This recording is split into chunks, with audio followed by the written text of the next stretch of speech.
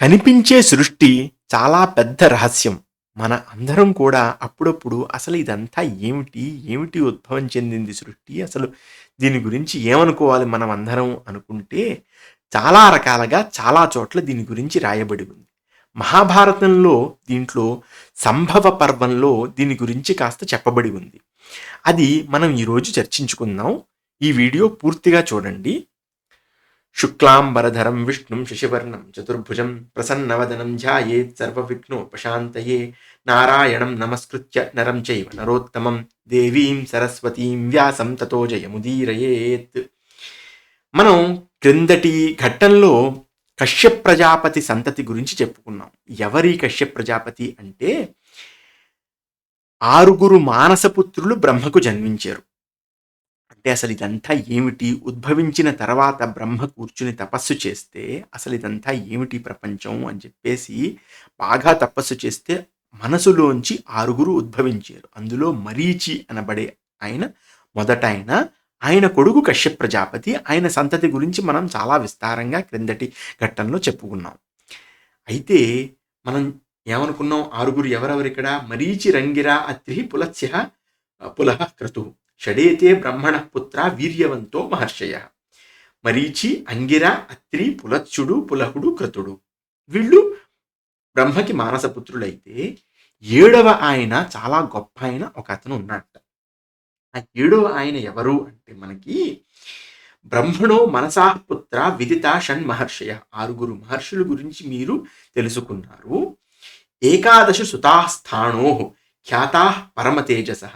11 మంది పిల్లలు ఉన్నటువంటి స్థాణువు అనబడే ఒక ఋషి 7వ సంతానమయ్యా బ్రహ్మకి అని చెప్పేసి ఇక్కడ చెప్పబడి ఉంది.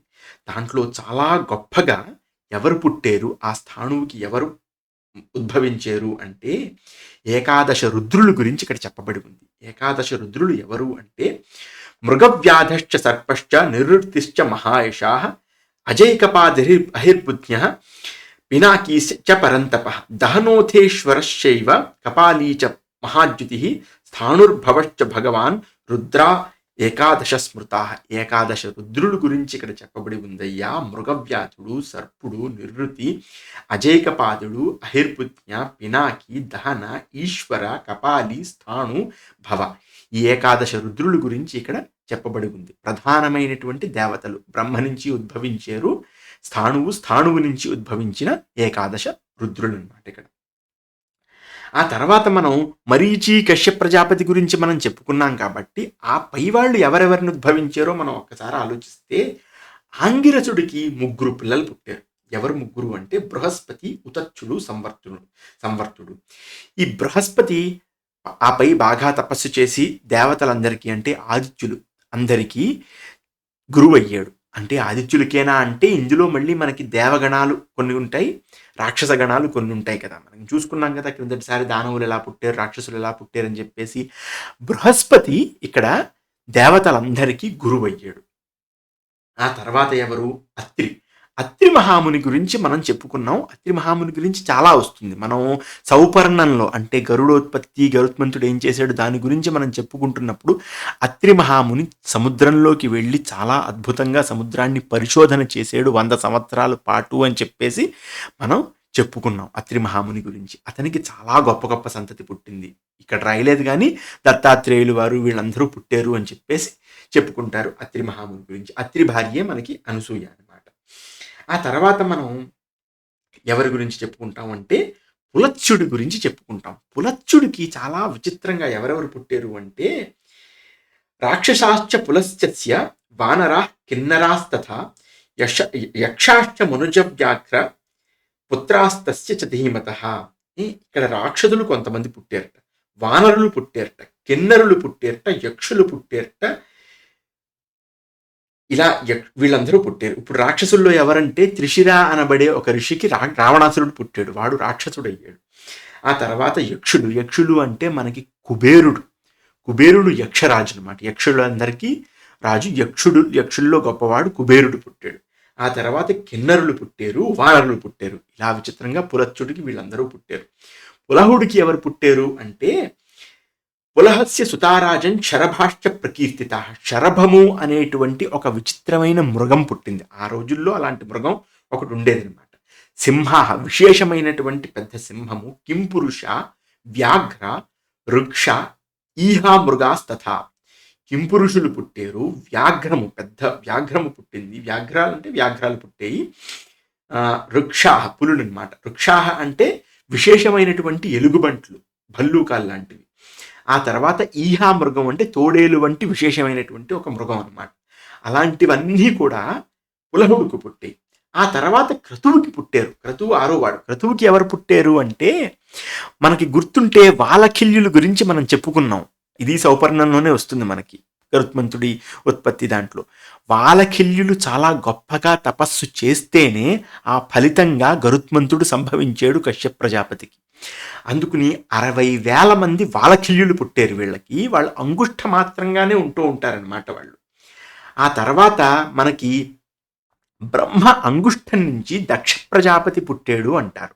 ఇక్కడ మనం ఆలోచించాల్సిన విషయం ఏమిటి అంటే, బ్రహ్మము అనేటువంటి ఒక పదార్థం ఉంది అని కాసేపు అనుకుందాం. అది మనలానే ఉంటుందా, మన పదార్థమేనా అంటే ఏమో మనకి తెలియదు. అసలు పరిస్థితి ఏమిటి, అక్కడ దేవతలు కూడా మనలాంటి శరీరం గలవాళ్ళ, వాళ్ళకి అంగుష్టం ఉంటుందా, ఇది ఉంటుందా, అది ఉంటుందా అంటే ఇదంతా మనం చాలా విస్తారంగా చర్చించుకోవాల్సిన విషయం. దీని గురించి మనం చర్చించుకుందాం ఒకసారి. మహాభారతం అంతా అయిపోయిన తర్వాత ఇంకా పని ఉండదు కాబట్టి చక్కగా అవన్నీ మాట్లాడుకుందాం. కానీ బ్రహ్మ అంగుష్టం నుంచి దక్ష ప్రజాపతి పుట్టాడు. బ్రహ్మ మనసు నుంచి 6 ఋషులు పుట్టారు. బ్రహ్మ వామాంగుష్టం అంటే దక్ష ప్రజాపతి ఏమో కుడి అంగుష్టం నుంచి పుడితే, మనకి వామాంగుష్టం అంటే ఎడమ అంగుష్టం నుంచి ఎవరు పుట్టారు అంటే దక్షుని భార్య పుట్టింది. దక్షుని భార్య పుడితే వాళ్ళిద్దరూ చక్కగా ఉంటే వాళ్ళిద్దరికీ కూడా మనకి 50 మంది పుత్రికలు పుట్టారు. ఆ తర్వాత కొంతమంది పుత్రులు కూడా పుట్టారు. విచిత్రం ఏమిటి అంటే దక్ష కన్యలు అని చెప్పేసి అంటారు, కానీ ఇక్కడ దక్షుని కొడుకులందరూ నాశనం అయిపోయారు అని చెప్పేసి ఇక్కడ రాయబడి ఉంది. అది నాశనం అయిపోతే పుత్రికా ధర్మము అనేటువంటిది ఒకటి ఉంటుంది. ఇప్పుడు మీకు పుత్రుడు లేకపోయినప్పటికీ మీ పుత్రికకి, మీ అమ్మాయికి అబ్బాయి పుడితే వాడు మీకు కర్మ చెయ్యొచ్చు. అది పుత్రికా ధర్మము అంటారనమాట దాన్ని. ఆ పుత్రికా ధర్మం గురించి విస్తారంగా మనుస్మృతిలో రాయబడి ఉంది.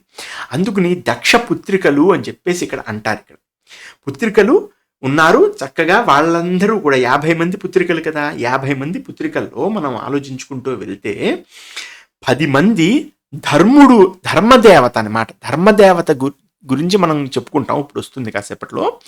ధర్మదేవతకి 10 మంది పిల్లల్నిచ్చి పెళ్లి చేశాడు. చంద్రుడికి 27 మంది పిల్లల్నిచ్చి పెళ్లి చేశాడు దక్ష ప్రజాపతి. అంటే ఇక్కడ మనకి 10, 27, 37, మిగతా 13 ఏమయ్యారు అంటే, మనం ఆలోచిస్తే ధర్మదేవతకి 10 మంది వెళ్తే కశ్యప ప్రజాపతికి ఇక్కడ మనకి చక్కగా 13 పెళ్లి చేశాడు. అలా 50 మంది పిల్లలు రకరకాల మనుషులకి వీడు దక్ష ప్రజాపతి పెళ్లి చేస్తే వాళ్ళు సృష్టిని ఉద్భవించారు అని చెప్పబడి ఉంది.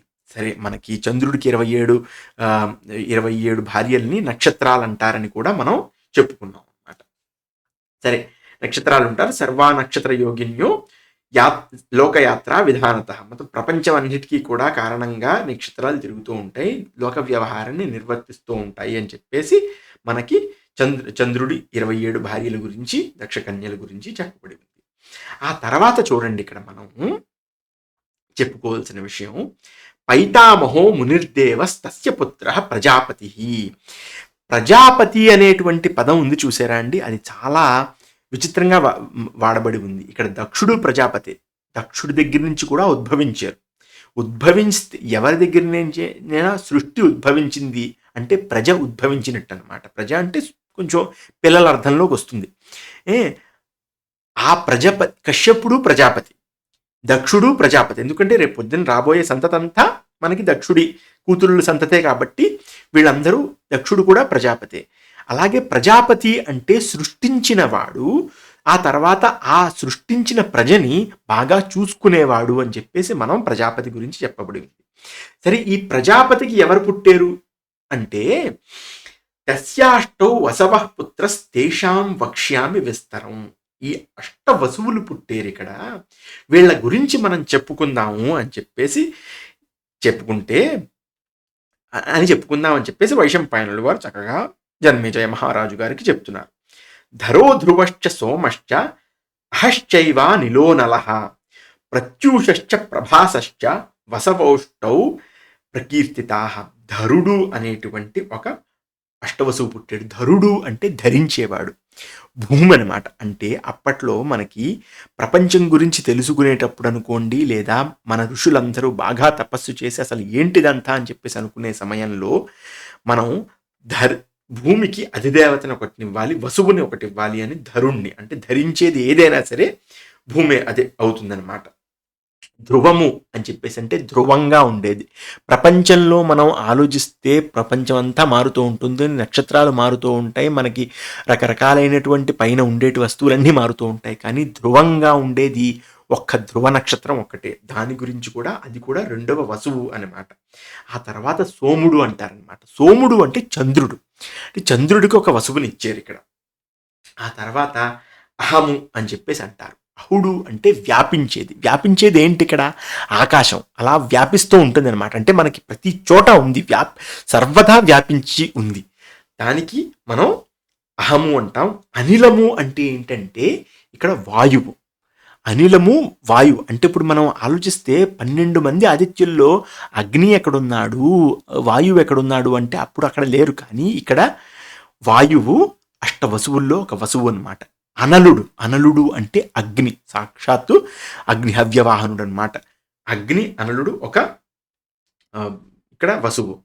ఆ తర్వాత ప్రత్యూషము అని చెప్పేసి అంటారనమాట. ప్రత్యూషము అంటే పొద్దున్నే ఉదయించేది, మనకి పొద్దున్నే లేవంగానే మనకు కనిపించేది ఆ తెలుపు లేదంటే ఆ ప్రకాశం ఉంటుంది చూసారా, దాన్ని అష్టవసువుల్లో 7వ వసువు కింద అంటారు. ఆ 7వ వసువు ప్రత్యూషం అనమాట. ఆఖరి వసువు ఎవ్వరు అంటే కాంతి, తేజస్సు, ప్రభాసుడు. ఈ ప్రభాసుడు గురించి మీరు గుర్తుపెట్టుకోండి. వీటి గురించి మనం ఈయన గురించి చెప్పుకుంటాం ఒకానొక సమయంలో.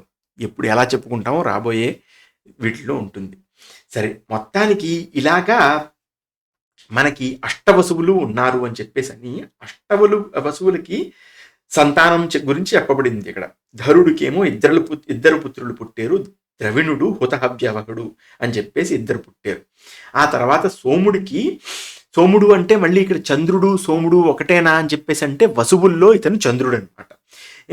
చంద్రుడు ఇతనికి మనోహర అనేటువంటి ఆవిడతోటి వర్చస్వి, ఇలా మంచి వర్చస్సు అని చెప్పేసి అంటారు. తేజస్సు ఉంటుంది కదా ఎవరికైనా, ఆ తేజస్సు పుట్టిందనమాట చంద్రుడి నుంచి, అంటే సోముడి దగ్గర నుంచి. అహుడికేమో జ్యోతి, శమము, శాంతము, ముని అని చెప్పేసి పుట్టారు. ఆ తర్వాత అనలుడికి అంటే వాయువుకి, అనలుడు వాయువు కాదు, అనలుడు అంటే అగ్నికే చాలా గొప్పగా అగ్నే పుత్ర కుమారస్తు శ్రీమాన్ శరవణాలయ అని చెప్పేసి అంటే అనలుడికి స్కందుడు పుట్టాడని చెప్పేసి ఇక్కడ చెప్పబడి ఉందండి. ఇప్పుడు ఇది ఒక పెద్ద రహస్యం. అప్పుడు మనం స్కందోత్పత్తి ఇందులో వస్తుంది భారతంలో. దీని గురించి చెప్పుకుంటున్నప్పుడు మనం చెప్పుకుంటాం, అనలుడికే ఎందుకు పుట్టాలి స్కందుడు శివుడి కొడుకు కదా అని చెప్పేసి అనుకుంటే ఇక్కడ చాలా పెద్ద రహస్యం ఒకటి దాగిపడి ఉంది. అందుకనే నా ఛానల్ ఫాలో అవుతూ ఉండండి, చక్కగా సబ్స్క్రైబ్ అది చేసుకోండి. ఈ విషయం గురించి మనం విస్తారంగా చెప్పుకుందాం. స్కందోత్పత్తి గురించి చాలా గొప్పగా ఉంటుందన్నమాట. అందుకని అనలుడిని, స్కందుణ్ణి, కుమారస్వామిని అనలుడి కొడుకు అని చెప్పేసి అని, అతనికి 6 మంది కృత్తికలు తల్లి అని చెప్పేసి అని, కృత్తికాభ్యుపపత్తేశ్చ కార్తికేయ ఇతి స్మృత అని చెప్పేసి అతన్ని కార్తికేయుడు అంటారు. షట్కృత్తికల యొక్క కొడుకు కాబట్టి అని చెప్పేసి కార్తికేయుడి గురించి చెప్పబడి ఉంది. పిల్లలు కావాల్సిన వాళ్ళు చక్కగా కార్తికేయుడికి దండం పెట్టుకోవాలన్నమాట. ఆ తర్వాత అనిలుని భార్య పేరు శివ అని చెప్పేసి అన్నారు. అనిలస్య శివా భార్య తస్యా పుత్రో మనోజవం మారుతతుల్య వేగం కదా మనకి. మనోజవుడు అనేటువంటి ఒకడు పుట్టాడు. అవిజ్ఞాత గతిశ్చైవ ద్వౌ పుత్ర అనిలస్య. అనిలుడికి 2 పుత్రులు ఉన్నాడు.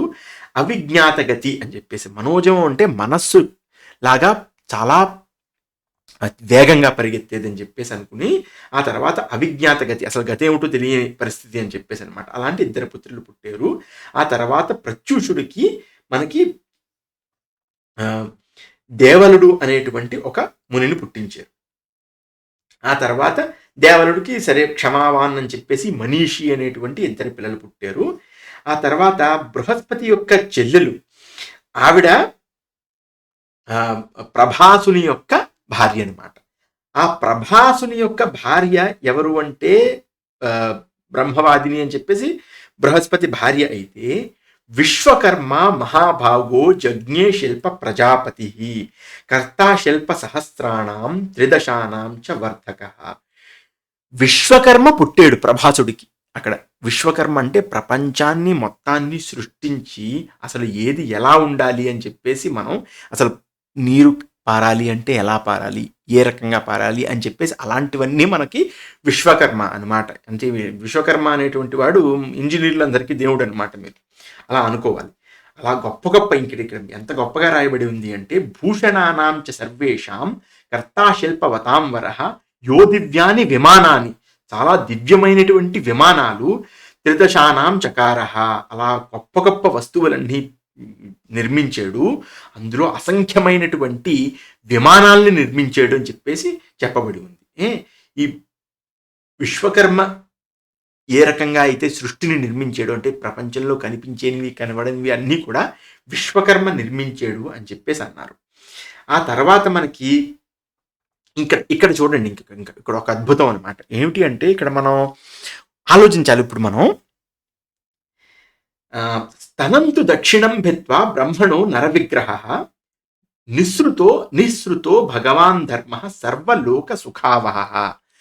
బ్రహ్మ యొక్క స్తనాన్ని అంటే కుడి స్తనాన్ని భేదించి అందులో నుంచి మనకి ధర్మదేవత పుట్టాడు అని చెప్పేసి అంటారు. అందుకే మనకి ఇక్కడ కొంత అటు ఇటు అనుకోకూడదు. ధర్మదేవత అంటే ప్రస్తుతానికి మనం వేరనుకుందాం, యమధర్మరాజు వేరనుకుందాం, ఆ తర్వాత ఏమొస్తుందో చూసి మనం దాన్ని నిర్ణయం తీసుకుందాం. కానీ ధర్మదేవుడు ఇక్కడ బ్రహ్మ యొక్క కుడి స్తనము నుంచి ఉద్భవించాడు అని చెప్పేసి రాశారు. ఆ ధర్మదేవత కొడుకులు చాలా గొప్పగా విచిత్రంగా మనకి ఎవరు అంటే శముడు, కాముడు, హర్షుడు. త్రయస్తస్య వరాహ పుత్రా సర్వభూత మనోహర.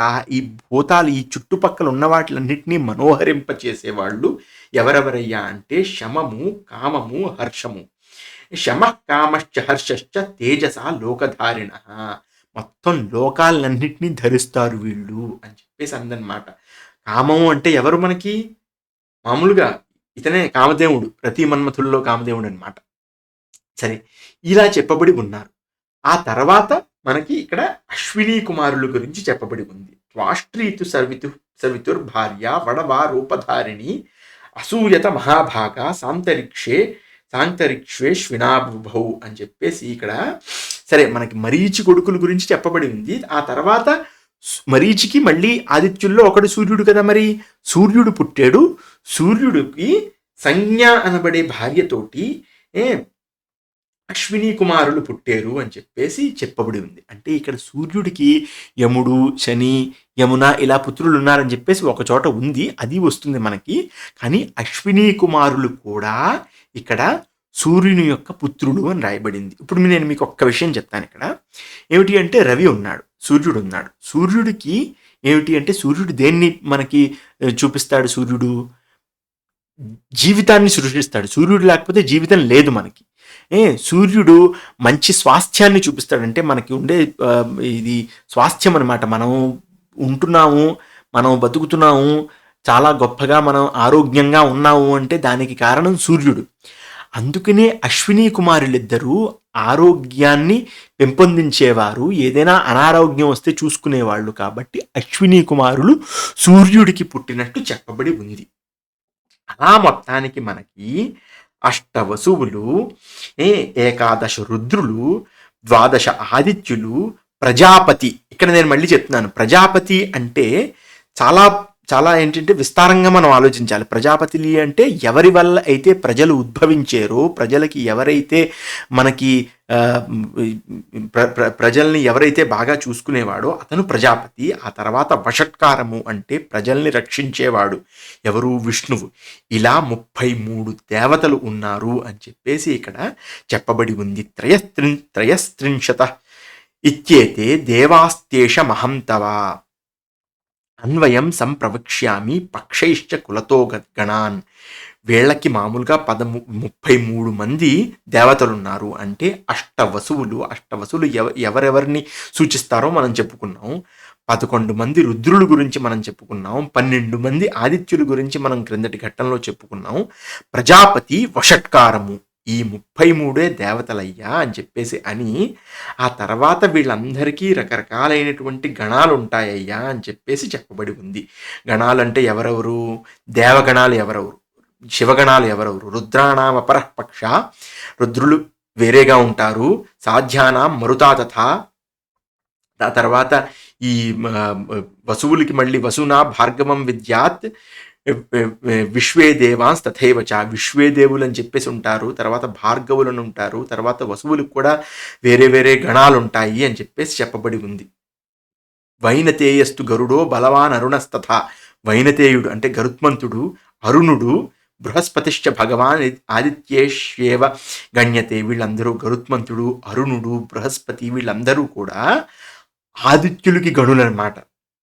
ఆ తర్వాత ఇలా మొత్తానికి చెప్పబడి ఉంది. మనకి చక్కగా గణాలు ఉంటాయి. అంటే శివగణాలు మనకి మామూలుగా అన్ని చోట్ల మనం చెప్పుకోవాల్సిందే, ఇది ఉంటుంది అన్నమాట.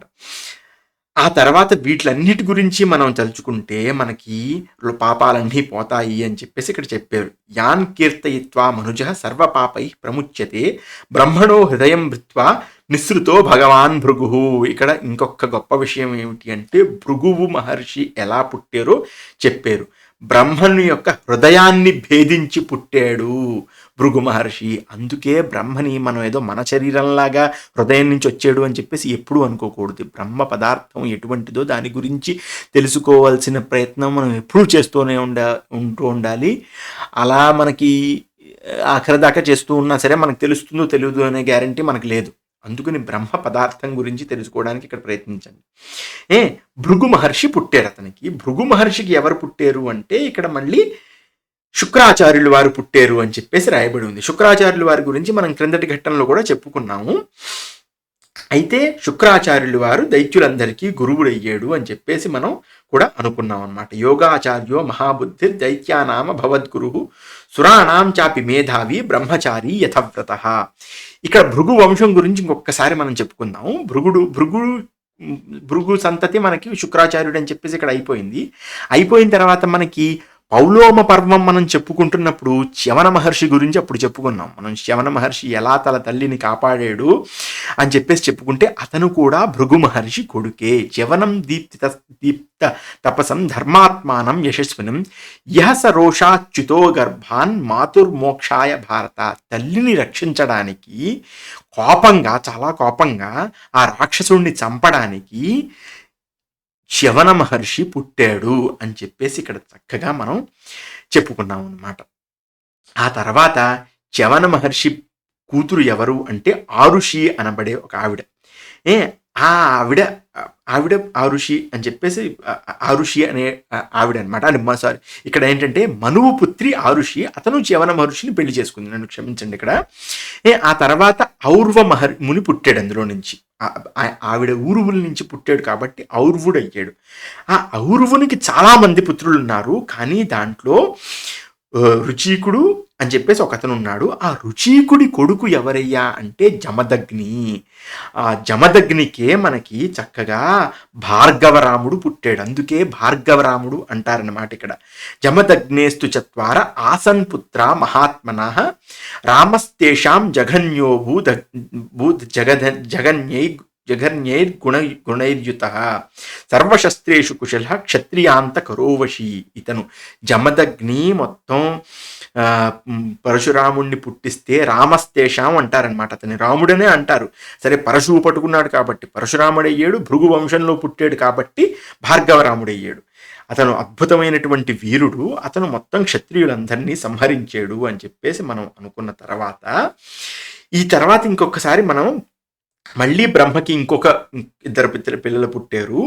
ఆ పిల్లల పేరు ధాత విధాత అని చెప్పేసి ఉండేవారు. వీళ్ళందరూ స్వయంభువ మనువు అని చెప్పేసి ఇంకొక ప్రజాపతి అనుకోండి. కాసేపు ఆ స్వయంభువ మనువుకి దగ్గర తిరుగుతూ ఉండేవాడు.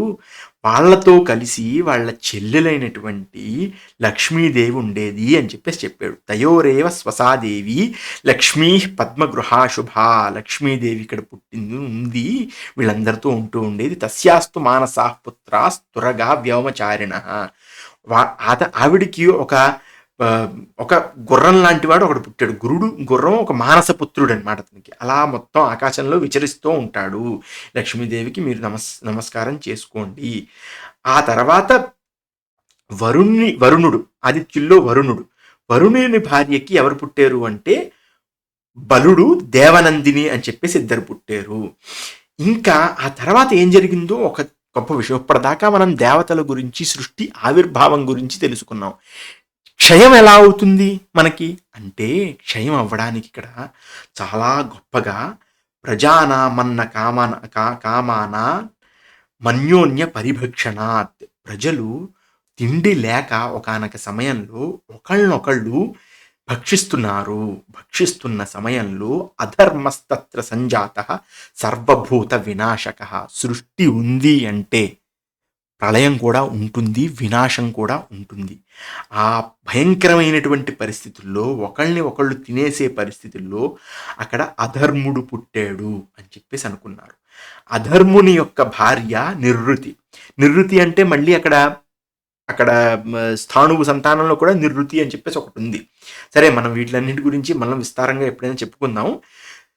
నిర్వృతి అధర్ముని భార్య అయితే ఆ నిర్వృతికి 3 పెద్ద రాక్షసులు పుట్టారు అని చెప్పేసి చెప్పారు. భయంకరమైనటువంటి రాక్షసులు పుట్టారు. తస్యాపి నిర్వృతి భార్య నైరుత ఏన రాక్షస. అందుకే నైరుతి దిక్కు కొంచెం జాగ్రత్తగా ఉండాలి. అక్కడ రాక్షసులు వాళ్ళు ఉంటూ ఉంటారు. అక్కడ ఘోరాస్తస్యా స్త్రియపుత్ర పాపకర్మ రథా సదా. వాళ్ళు మహాపాపులు. వాళ్ళు ఎవరు అంటే భయము, మహాభయము, మృత్యువు.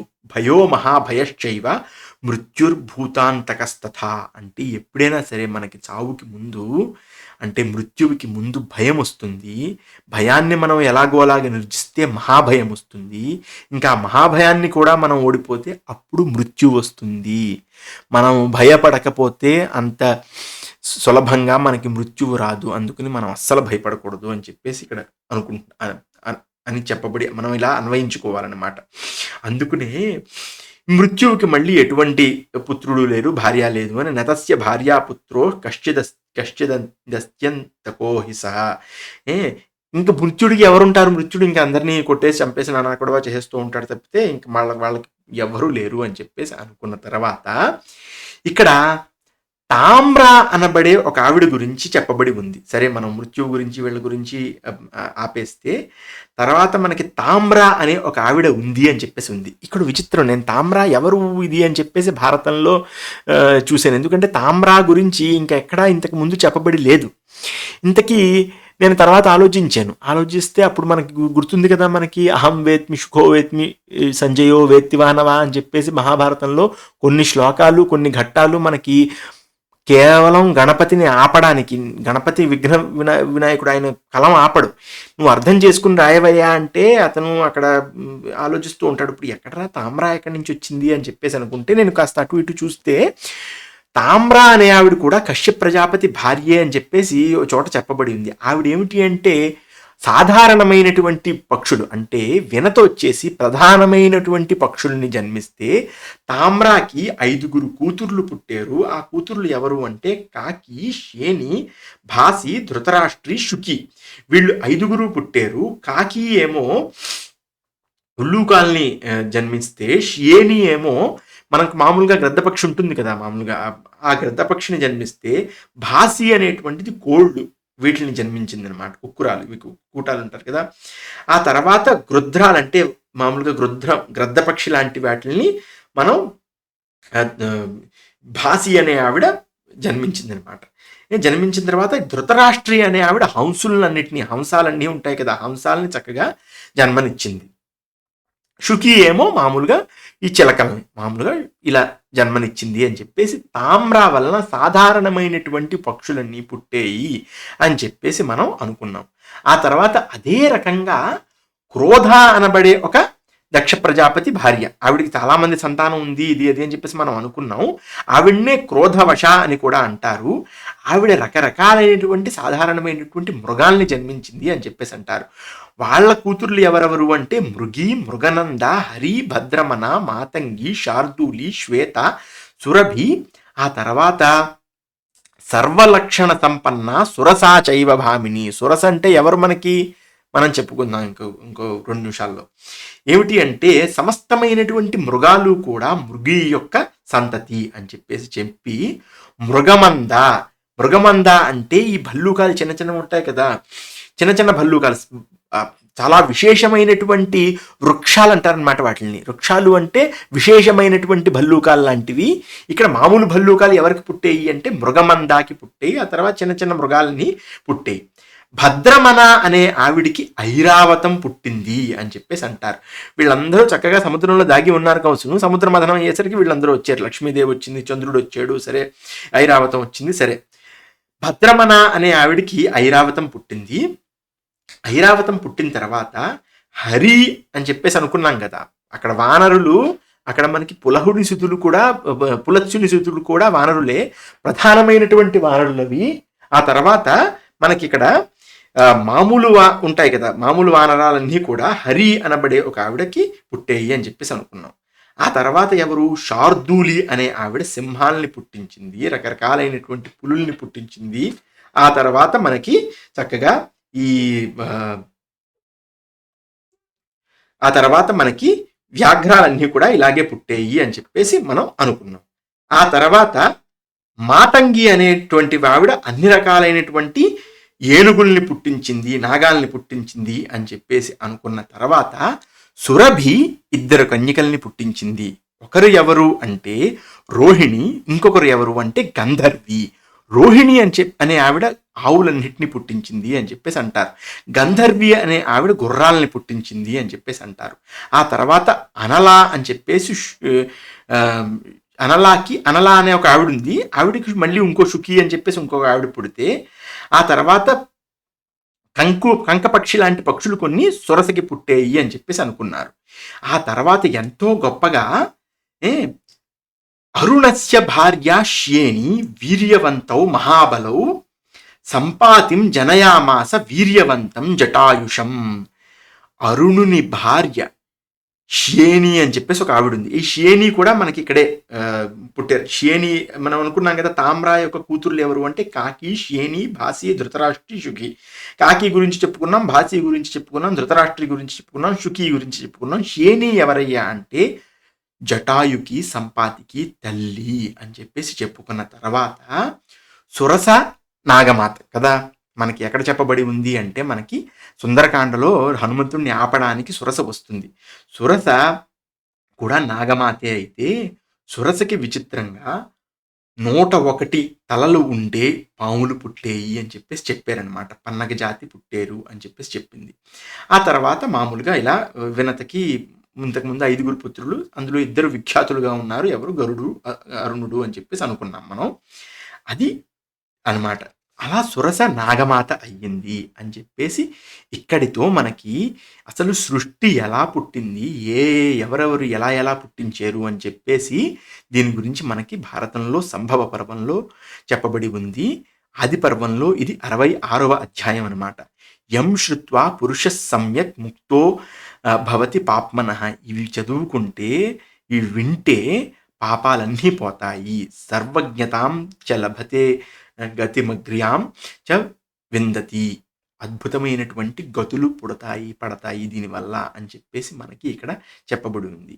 ఈ హనుమంతుడితోటి మీరు ఖచ్చితంగా దండం పెట్టుకుని చక్కగా ఈ రోజుకి నేను స్వస్తి చెప్తున్నాను. నమస్కారం.